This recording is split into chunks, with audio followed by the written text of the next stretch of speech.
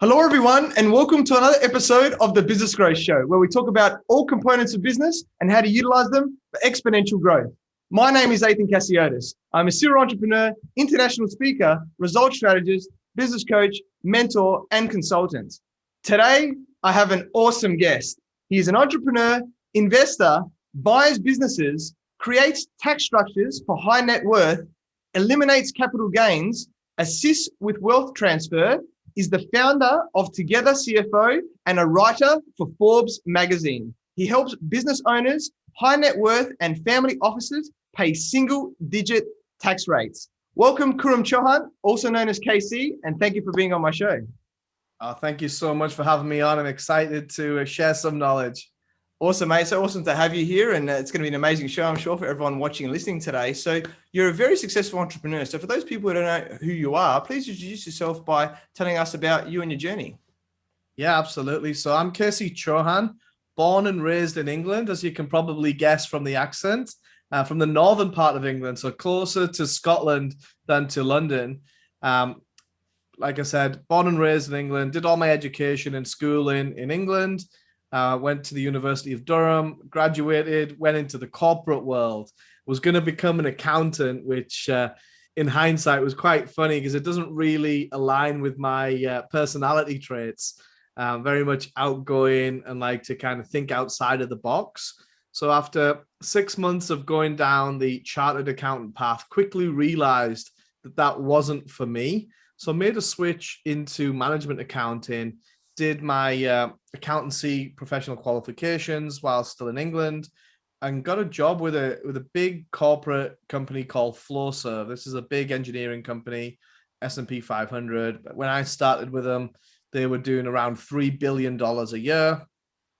I worked my way up through out England and then Europe over 4 years. And then I switched and transferred to America, where I was running part of their nuclear division in North America. Did another 4 years in America. So 8 years in total with Flowserve, working my way up from zero to quite a high corporate level. And then broke out and started my own business, which is Together CFO.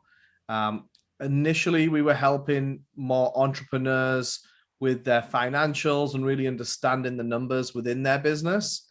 That quickly pivoted into high net worth tax structures due to the success we had with our clients. One specifically, the first one that we helped, he was doing around 5 million a year in annual revenue. After 6 months of working with us as part-time CFOs, we got him up to $10 million a month in a 6-month span. So he had an enormous growth potential in 6-month period. And then that created a huge tax liability for him. So the next thing that he did, he tasked me with fixing that tax problem. He's like, there's all these rich elite people that don't pay much taxes, especially here in the States where the tax system is very different to England and Australia and a lot of the other parts of the world. And there's the likes of Donald Trump, Mitt Romney, and a lot of wealthy families that pay very close to little taxes. And when Warren Buffett goes on ABC News declaring that he pays half the tax rate of his secretary and that it's the system that's corrupt and not him, you know there's a big problem out there. And it's legally easy for these guys to do this. So I then set out to figure out what was going on, used a lot of my contacts with family offices, with high net worth individuals, with the treasury people that I knew at Flowserve, which by that point was a $4 billion company. So we're talking the top 1% of 1% here. And then reverse engineered it all, because my unique disposition is that successful entrepreneurs are the ones that always get squeezed in this case. And if I can do something to help those people, they're the ones that need it the most, not the people that are already super wealthy and making billions and multi-millions of dollars.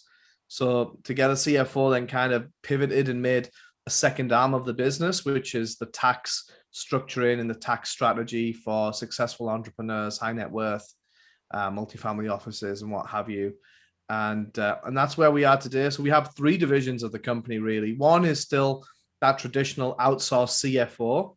The second is the tax structures and tax strategy. And the third is government contracts as well. So it's expanding every year. So just going with the ebbs and flows of the business. Yeah, awesome, mate. Awesome story there. And what I have a lot of respect for people that, lived in their country initially and then have moved somewhere else, quite out of their sort of circle of influence and bubble, I guess, of where it is. So that's awesome that, and that was a big move from the UK to the US that you've done. And I did a little move, I guess, from little Adelaide to Sydney, which is still from a big country town to like a big city. And, it brings new challenges, but it helps us get out of our comfort zone, I guess, and really, connect with people that are really going to help us. So really awesome that you shared that, and amazing how, the business pivoted. That's, I think, the true thing about you and about an entrepreneur is that you're seeing where the opportunities are. You started with one thing, and then as you go, like, oh, we can actually help with this. And that's actually what's more needed in the market. So it's really awesome that you did that as well. And I guess what I wanted to start on is there's an assumption from many of us watching James Bond movies, that having a Swiss bank account, is the most secure bank to put our money and all these other things. So I thought I'd start with an interesting one about what your thoughts are about this. It used to be. So many years ago, that was the place to go, whether it was Switzerland or Luxembourg, Malta, or, there's plenty of offshore jurisdictions. But what they don't tell you is a lot of these countries, they share information internationally. So the rules can change at any given time. They get backdated, and then you get caught out with all of these latest schemes, whatever they are. One of the biggest ones in America right now is moving to Puerto Rico for half of the year, and then you get tax breaks that way. But there's so many loopholes you've got to jump through in order to execute something like that. So I would always recommend that you find legitimate ways to structure your taxes, because the way the tax code is written in America specifically is for you to pay your fair share, and you determine your fair share. So if Donald Trump's fair share is 0 for the last 10 to 15 years, then why should any one person have to pay more than a former president? Yeah. I love that, man. And very interesting to see how it all changes and stuff like that. So an interesting way that the tax break is. And I guess a lot of the biggest companies in the world, right, they have their core business money sent, in overseas countries. Right? Like everyone knows, like, for example, Apple is a big one, right? They have it in Ireland that pays lower taxes. So is this a strategy that, we should, or I guess could implement easily? Yeah, so the way that the big corporations do it, Apple, IBM, Microsoft, all these guys, they have international money and then domestic money. So like you mentioned, they do the Dutch Irish sandwich, they call it, where they transfer the money from Ireland to Amsterdam and back for the tax rates, and they do deals directly with the governments at their own special secret interests, which everyone can't do, right? We're not big corporations that have got billions of dollars on balance sheet sat in cash. So the general public isn't privy to that type of scale, right? So when we're talking about business people, generally speaking, we're talking of net worth between 5 and 50 million, that it makes sense to set up let's just call it a more advanced structure. If you're below that, in the call it 0 to 5 million bracket in revenue, then there's normally enough loopholes and enough other incentives out there, whether it's depreciation, whether it's appeasements, whether it's, real estate, 1031s, whether you're renting back your house or you're doing R&D credits. There's a whole list of them that if your revenue isn't above a certain threshold, that you can get down to a reasonable tax rate, that you don't need something advanced.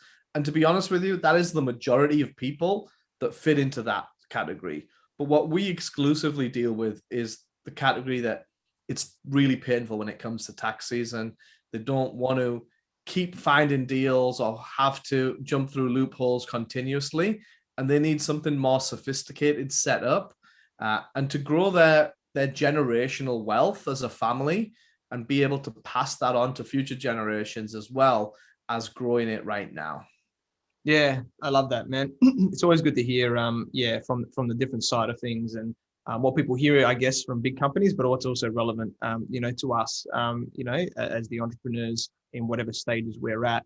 And a lot of us have accountants, right? And I know that there's an assumption that our CPA accountant or whatever type of accreditation that they've studied knows how to lower our tax bill the most, right? So I'd love to hear your thoughts about this. Yeah, so my thoughts are not going to be a favorable one for those guys because generally speaking, and I'll speak to the US specifically here because CPAs here do not work for the individual. This is a big misconception. The CPAs work for the IRS. Let's just get that really clear. Their job is to make sure you file and pay your taxes.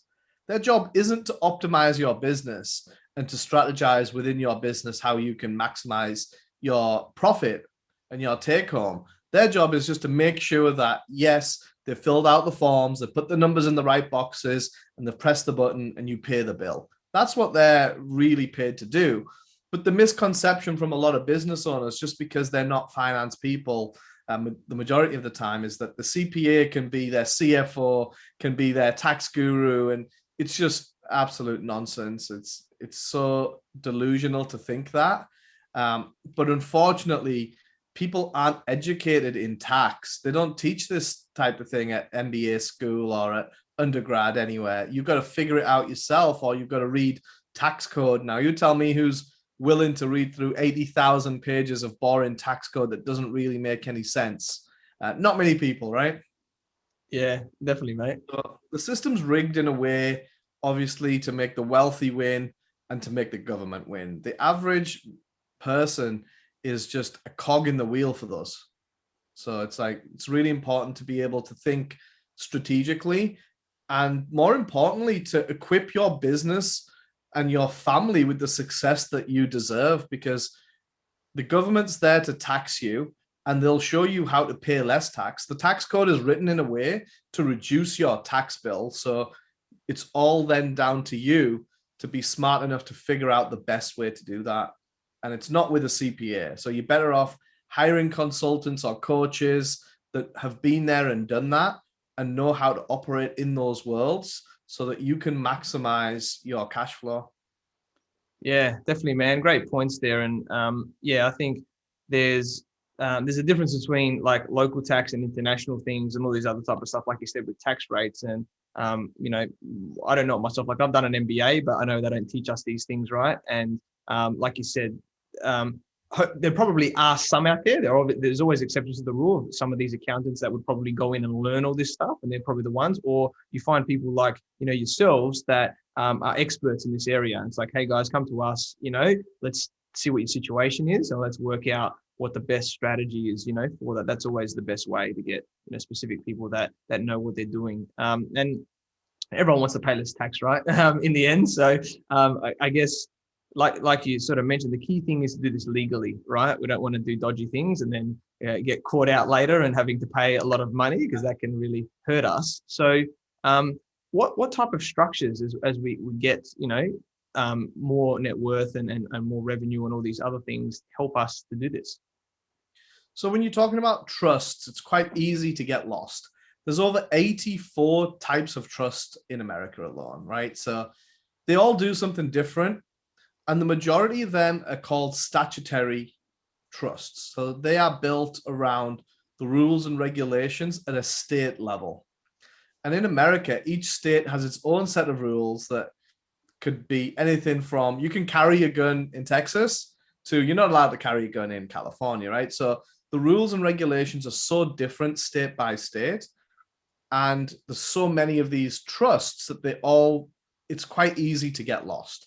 But there's one type of common trust that all of the billionaires and the elite families that we're referring to, the top 1% of the 1%, they all have a trust that is based on common law principles. And common law, same in Australia, is based on English principles that were brought over before the states were even created. So common law is the oldest law of the land here in America. And with it, you have a different set of rules and regulations that supersedes state law. And this is filed directly at a federal level.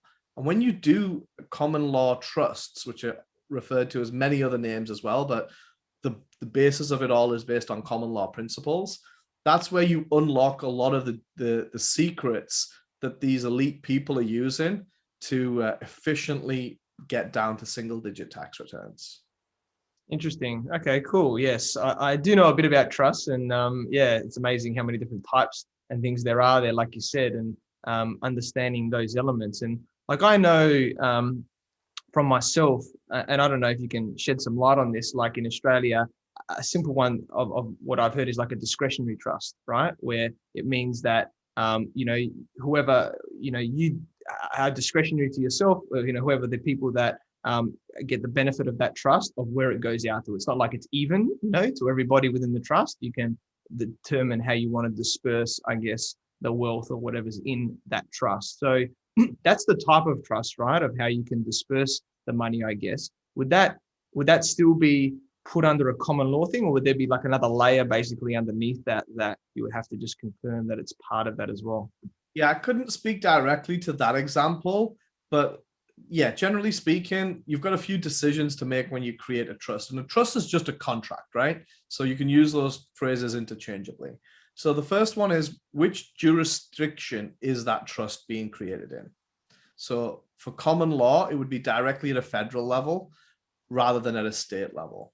And then the next thing is it a grantor type trust or non-grantor? Is it revocable or irrevocable? And the whole list, it just keeps going on and on and on. So it's so confusing because now you get subsets of each type of trust at like 3-4 levels deep. And it's like, oh my goodness, like, I don't even know whether this is what this even means. So it's quite easy to get lost within it all. And then you've got beneficiaries and trustees, and what does it all mean? And, once you created the actual trust paperwork and the structure, you still have to operate within the trust rules and parameters, because that's where a lot of people get caught out, where they might have a really good trust created, but if they're not following the rules and the principles to benefit that trust, then it's not classed as a lawful trust as well. So there's levels to every game.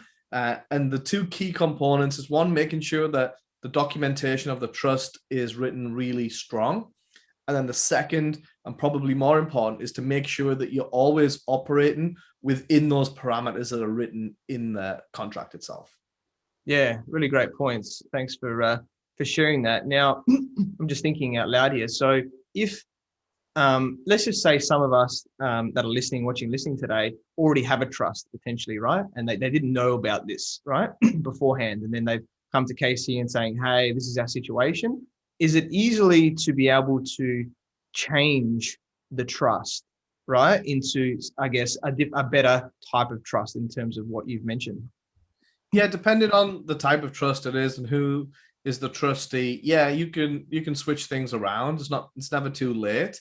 But you've just got to be careful what you're doing, right? It's like anything. It's a different set of rules, a different set of regulations. Even the accounting principles are different at a trust level than they are at a gap level. So there's so many differences. You just need to know that you've got a really good expert that's in your corner, that knows it inside out, that's guiding you correctly, because ultimately you're the one who's on the hook for everything. It's not the expert or the professional guiding you, it's the individual. It's the same way. So the IRS isn't going to come after the professional, they're going to come after you. Yeah, definitely.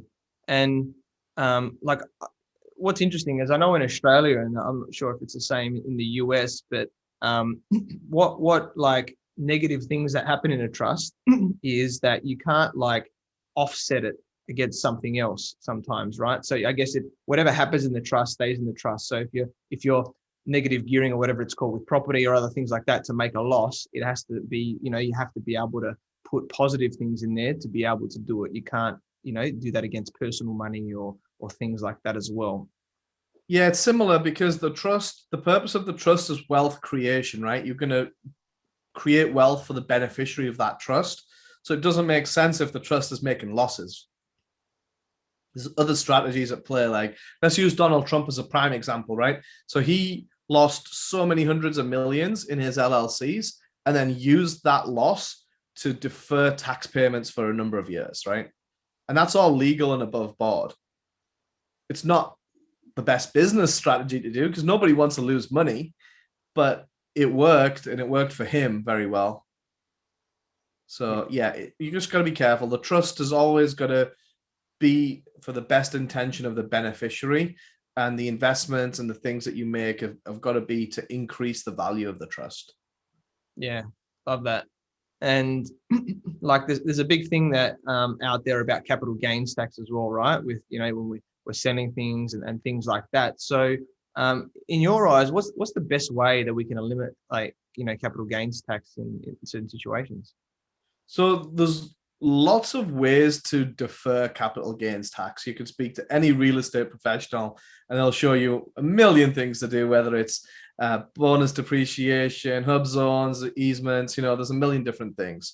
What we do is we totally eliminate them. We don't push them to one side or defer them.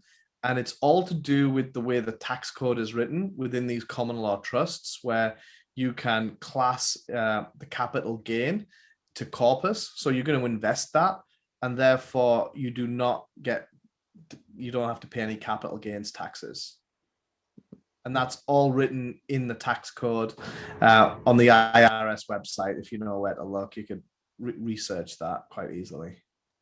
Yeah, interesting. That's I'm understanding now. Obviously, law is really big, right? And it's interesting when you talk about tax law and about getting those words right. Like in business with everyone, right? We should be reading our agreements or getting someone that really knows what they're doing, right? Because whatever we sign, like you said, a trust is like a contract. Contracts are everything, because that's how we have to abide, whether it's with the clients or whether it's with, the government, with tax and things like that. So great points there. And I guess, you touched on it before, where, a lot of people these days were wanting to, give our family a better chance, a better life, transfer the wealth, right? So that we can keep that within the family. All the hard work and the building that up is not gone to waste. So how do you help, or how can we make transferring this, I guess, to our family more efficient and things like that as well?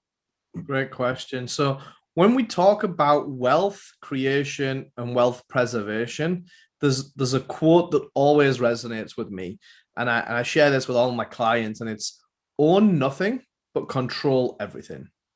And that's a phrase that was said by Nelson Rockefeller.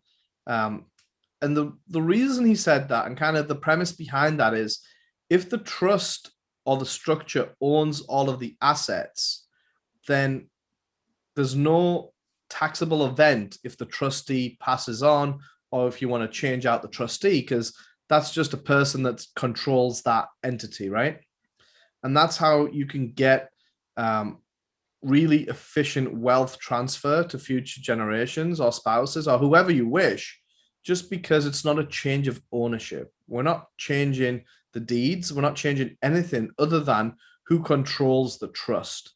And that's one of the key underlying principles to all wealth creation, is that own nothing but control everything. Yeah, love that. And for those people that are listening in Australia, with my sort of limited knowledge, I'm not nowhere near KC's level, but having like a corporate trustee, right, above, the trust there can help, with that, in terms of not having it as a person, so to speak. It is an entity, right? So that it's easier to do that. So obviously speak to your accountants about this, of how you do it, or people like KC. But that's one way of doing it, from my knowledge as well. So if, let's, I guess, go into the initial stuff that you started on, which is, the outsourced CFO services in there, and you're helping people in those ways. What are some of the biggest mistakes, I guess, that you see people doing with their numbers and their tax? So with the numbers side of things, a lot of entrepreneurs, they tend to shoot from the hip, right? These are people that are gung-ho. They've got an idea, they're running with it, they're taking on the world, really passionate people. And a lot of the time when they start a business or kind of start getting some acceleration in a business, the main focus is sales, right? They just want to bring in sales, they want to close some deals, want to get things going, which is fine. That's really good. But the next stage then becomes operations. Okay, we've got these jobs, we've got these sales made. Now we've got to deliver, right? Whatever the product or service is. And then finance is always an afterthought after all of this. So they get the sale, they deliver it, and then they worry, or they don't worry about how much money they're actually making at the end of the month. So the main killer of businesses isn't profitability, it's cash flow, because you can survive as a business making no money for a number of years if you've got the cash flow to support it. And we see this in tech all the time, right? Let's just use Uber as an example. They were losing hundreds of millions of dollars every single year for the first few years of operations. Same with Tesla. There's so many examples out there, right? Their burn rate was just crazy through the roof. But it didn't really matter because they had the bank balance to support that. But the minute you can't pay your employees or your vendors, you don't have a business anymore because you're closing down, right? So it's not profitability that's the main killer, it's the cash flow. And how many of these entrepreneurs are well-versed in cash flow forecasting? There's not very many. So it's really important to surround yourself not only with a great sales and marketing and operations team, but also a finance team that's showing you, hey, this is how much cash we have on hand. These are the projections on collections. This is our burn rate. So we know how many months of leeway we have before you need to raise some more funds or you need to cut back in certain areas. And you need to juggle that business pretty much around the cash flow it's generating. And because that's what's going to bite you in the ass. Yeah, I love that. And definitely cash flow is definitely something that I look at each month. And, sometimes we need to get a bit creative with it. And this is why, for myself, I have different bank accounts, right? For certain things, like I have a tax bank account so that I know that when I'm paying my taxes, that I can do that, right? Like our GST tax, or VAT as they call it in the UK. And there's a lot of different taxes around the world. So, we've got to pay the government this, this tax. So make sure you've got that, somewhere separate, or, whether it's in an account or you're making the numbers for that. And then, got other things that are important for your business as well. So really awesome points there. And I guess in terms of, if we go a little bit deeper in the numbers, what type of numbers, apart from cash flow, like I know you're saying, look at the cash flow, which is very important. Do you think we should be focusing on as a business to help it grow? All sorts of numbers. So I'm very big on the traction philosophy, written by Gino Wickman. I don't know if you're familiar with it or not, but it's a great book called Traction. I definitely recommend everyone go check it out, read it. And what the heck is EOS as well? It's like a simpler version of Traction. But what that says is have a scoreboard, a weekly metrics table of KPIs that you monitor within your business, and each leader within that business should be accountable for certain key metrics that you come together in a weekly meeting of managers and discuss how the business is doing based on those numbers. And there should be some predictive ones in there and some reactive ones just to get a complete picture. And that, I think, is the best way to do it, because each industry is different. Each business is different. So you want to pick what those key indicators are for your industry and for your business that'll help you determine whether you're successful in that week, month, year, or not, just based on what your leaders are telling you. And then from that point onwards, you can go about addressing the biggest obstacles that the business has rather than trying to shoot from the hip and guess. Yeah, I love that. Having it forefront of mind, accountability, and whether that's, yourself initially, obviously, if you're the entrepreneur, but as you bring people on for certain functions, then they can be relatively accountable for those areas as well. So yeah, I love that. Definitely will be checking. I haven't read those books yet, but I'll definitely be checking them out soon after this to educate myself even more. I think we've always got to keep learning, right? And I'd say, what would we don't wake up successful, right?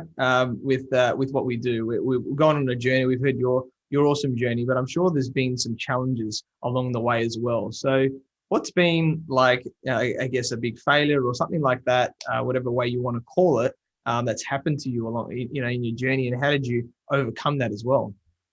Well, I only see it as a failure if you stop. You only fail when you give up, right? So everything other than that is a learning experience or a growth experience. So when I initially switched, so when I left my corporate job and I went full time with Together CFO. I only had a couple of clients, and I put a lot of my eggs in one basket, which in hindsight I shouldn't have done. But anyway, you live and you learn, right? And this client was pretty erratic, a smaller business. And then what happened was the federal government changed the rules. So this company was doing vape pens. So they had some nicotine in those pens. And because they had nicotine product and it was competing with the cigarette industry, there was a lot of it was totally unregulated initially. And then they regulated it very quickly just because the presidency was changing and there was a lot of stuff going on. And that caught this company out overnight. So they literally went from their sales, I won't mention the number, but they halved their sales overnight. So literally their business was just obliterated. Their vendors wanted paying, their customers weren't buying. And it was like, oh my goodness, what have I got into? So not long after that, I then left the company, and I was like, it was a tough point for me because I had a really nice corporate job that was paying multiple six figures, comfortable life. And then I'd kind of risked it all and backed myself with this one big client and then a couple of smaller clients. And then this big client falls off and it's like, oh, wow, what am I going to do? But it just tests you, right? And at the end of the day, you just got to stay true to yourself. You've got to know the value that you bring to the marketplace. And it all boils down to that. I think that's the key thing that I've learned over my time is the more value you bring, the bigger the problems that you solve, the bigger the payday you'll get for that. So you just got to keep persevering. And with all the great champions all over the world, whether you look at Muhammad Ali or in the UFC or the boxing world, like everyone loses. There's not many people like Floyd that go 50-0 unbeaten, right? But it's all about how you react to that, how you get back up and how you then keep going and persevering. And that's really the journey along the way. So it's like, don't give up. There's always people out there that need your services, as long as you have a good product market fit, of course. I'm assuming you do. And go find those people, add value, and it'll all come good in the end. Just got to believe in yourself, because I think it's a mindset game. And then when you get knocked down, you start doubting yourself more. But you've just got to keep your mindset 100 every single day. And that starts with a good morning ritual and a morning routine. And you can build off that every single day. I love that. And that's a big thing of what I talk about as well, is mindset, right? Like amazing points there. And like, being a business coach and mentor myself, I can teach 10 people, all the strategies. And if let's just say they were all at the same part of their business journey, we're going to get 10 different results, right? And a lot of that is because of their mindset. And that's why, enhancing ourselves, getting rid of those limiting beliefs, having those empowering beliefs, and that, perseverance and persistence and other areas there is really going to help us. And then I think, on the other side of things, right, is it's challenging. It can take a long time for us to do this ourselves, right? And this is where, coaches and mentors can really, really help us to see where our blind spots and really get us to where we want to be. So I'd like to hear from you how important, coaching, mentoring has been for you in business and what it's helped for you to achieve as well. Oh, massive. The way I see coaches and mentors is it's not just any one coach. I have multiple coaches at multiple times in my life to get me to that next level. And I paid a lot of money for some coaches, and some coaches do it for free. And it's all just a mix of what it is that I'm looking for. But the key thing is to find someone that's been there and done that before. And if they've been there and they've done that and they've got the t-shirt and they're willing to coach you and guide you to that future success of yours, it's going to accelerate the time that it takes. And when it all boils down to is time is the most precious resource that we have. Regardless of if you're Elon Musk or Jeff Bezos or whether you are who you are, we all have the same 24 hours in a day, and we all have to spend those 24 hours every single day. No one can opt out of that. So it's all about how do you buy back your time? How do you become more efficient and speed up the process of success, whatever success is for you? And often the case is if you've got guidance from someone who's been there and done it, you don't make the same mistakes that they have. They can open doors to people that have also been there and done that and help accelerate you so much quicker than you could ever imagine if you get the right mentors. And then the next question becomes, how do you find the right mentors? And it's like, okay, I have so many mentors, from personal, from business to health to wealth.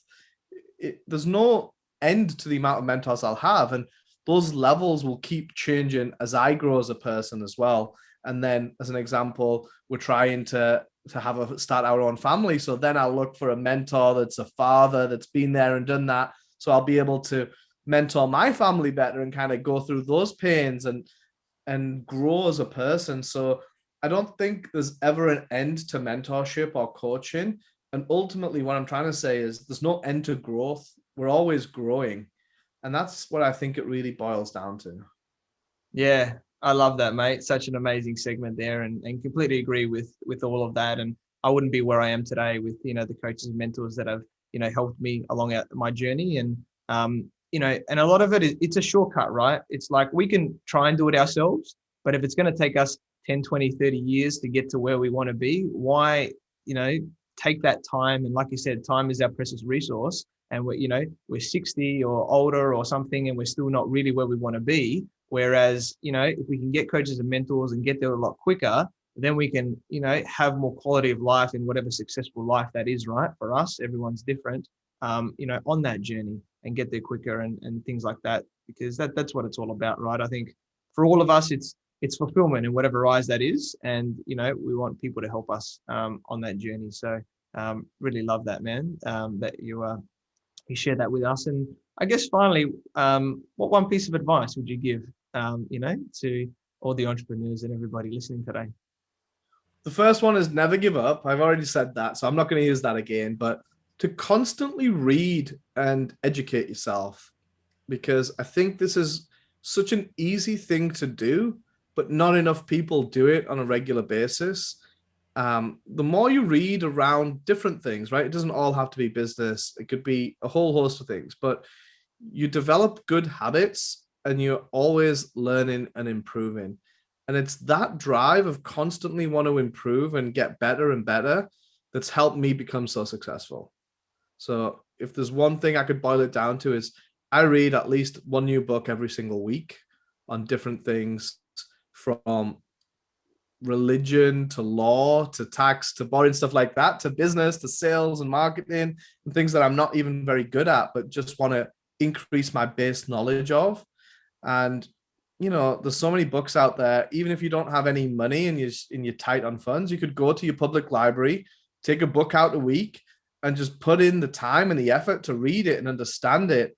And I think you would gain so much more by doing that and committing to improving yourself that way, than buying the latest and greatest course or, the next guru that comes along, but just to really develop it. And, there's so much to be said in literature that can improve your mindset and take you to that next level, but you've just got to commit to doing the work. No one can do the push-ups for you, as one of my mentors said that to me. He's like, you can't pay people to do your push-ups. I'm like, wow, that's really true. You can hire a personal trainer, but he can't do the push-ups for you, right? So it's the same thing with your mind. You've got to train your mind. You've got to keep growing your mind, because ultimately it all comes back to mindset. And really, health is wealth, because if you can't get out of bed in the first thing in the morning, or you're in pain, then that's just going to eat up a lot of your mind power and your brain power. So make sure you're healthy first, foremost. And that's the true sign of wealth, I believe. Yeah, awesome, mate. I love that. And I definitely read a lot of books, and everyone's different, that how they want to do it. So, audiobooks for everyone listening as well is another way, right, that you can do it. So if you find it hard, difficult to, some people love the, the physical books still and everything like that, which is awesome to have them on the bookshelf and read. But sometimes if we're busy people, it's hard to focus for reading. You can always listen to an audiobook, right? It's another way of doing it. Gets even better, right? So now, and I'm the same. So sometimes I'll listen to an audiobook when I'm driving. Sometimes I'll have like a physical book that I'm highlighting and making notes on. And other times there's so many great YouTube videos on like summaries of books. So you could just type in the book name into YouTube and you can watch a 10-minute summary of a full book and get maybe a day or two's worth of reading in a 10-minute summary. Now, even that would be a smart thing to do. Yeah, I love it. So it's all about how can we, maximize our time, right? Like, listen to stuff in between things, getting summaries of things, everything like that, or going deep on certain areas where we really want to know and stuff like that. So love that, KC. So we connected through our networks. We instantly brought wisdom and value to the table. You know your numbers and tax, and actively want to help us to keep as much of our earned money as possible. You've achieved a lot of success. You're a great guy, and I'm sure you'll continue to help make the financial system work in our favor. So I'm very grateful that we connected, and I look forward to working with you in the future as well. Yeah, likewise, buddy. Thank you so much for having me on.